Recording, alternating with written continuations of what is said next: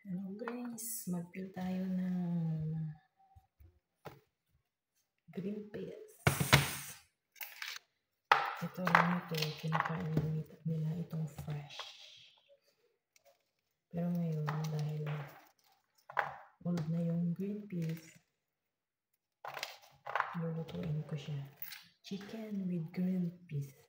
Ang tawag nila chicken with basil. Kasi ang Arabic ng green peas dito ay basil.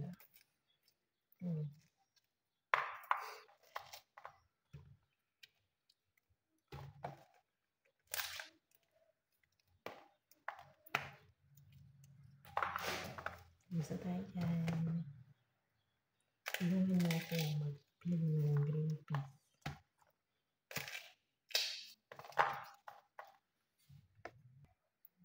Itong green peas na to, kapag fresh na fresh yung bagong pitas, ang ganda, ang sarap niya, ang tamis-tamis. Alam mo dito, marami akong natutunan na kainin ng mga fresh. Tulad nito. Hindi yung green peas, inaano lang naman natin yan, tapos niluluto. Wala yata tayong green peas sa Pinas. Dito kasi, ito yung fresh na ano nila, pagdating ng May. Ito yung ano nila pagdating ng May. Tapos ang tamis-tamis. Pero ngayon kasi old na kasi ito. Kaya gagamitin ko na siyang pangluto. Marami silang mga fresh na kinakain dito. Tulad ng cabbage. Minsan sinasubo ni Madam daw. Ginagawa namin salad, lagyan ng kamatis, lemon, salt, olive oil. Meron pa yung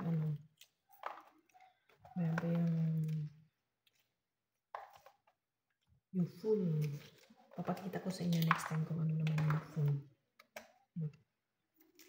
Malalaman niyo. Ayan guys, marami na.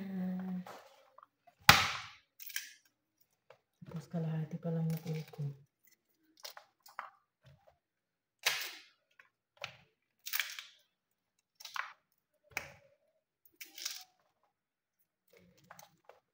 Ang taba-chinchin.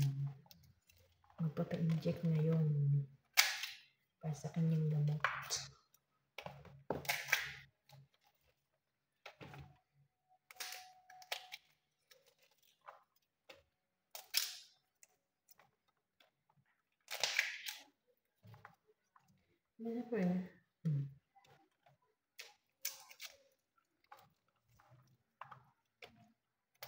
Kain tayo.